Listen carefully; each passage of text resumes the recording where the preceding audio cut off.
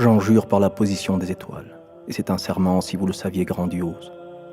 L'expérience du prophète, que la paix soit sur lui, avec les dimensions célestiales, est unique dans l'histoire de la création. Gloire à celui qui fit voyager de nuit son serviteur depuis la mosquée sacrée de la Mecque jusqu'à la mosquée d'Al-Aqsa à Jérusalem.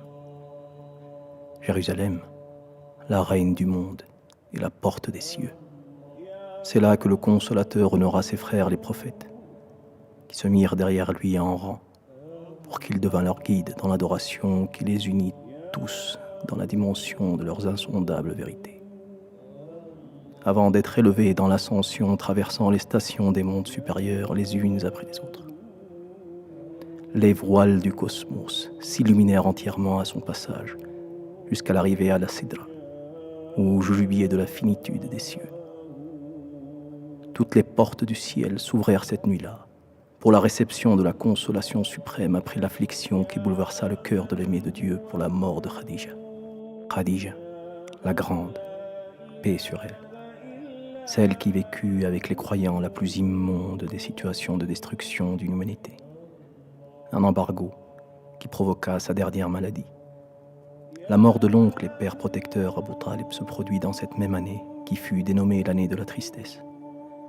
Les plus grandes tristesses précèdent en général les plus miraculeux événements. Mais aucun miracle ne sera jamais comparable à celui-là.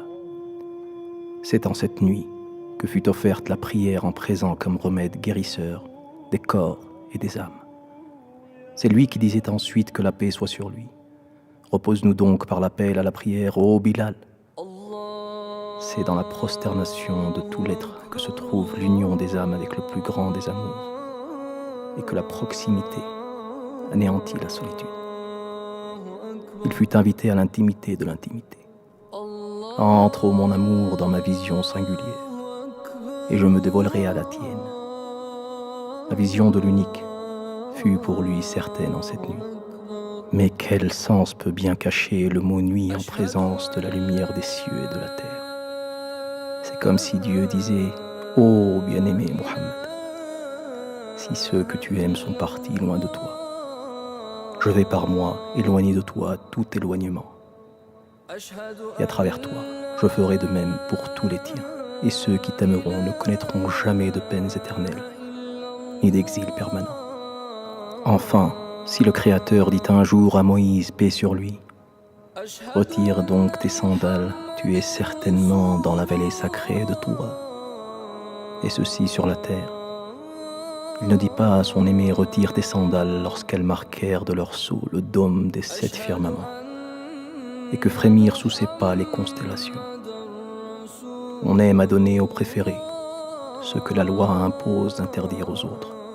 Tes sandales ont, ô cher consolateur, la forme de sandales, mais elles sont en réalité les couronnes des cieux étoilés et des âmes empourprées.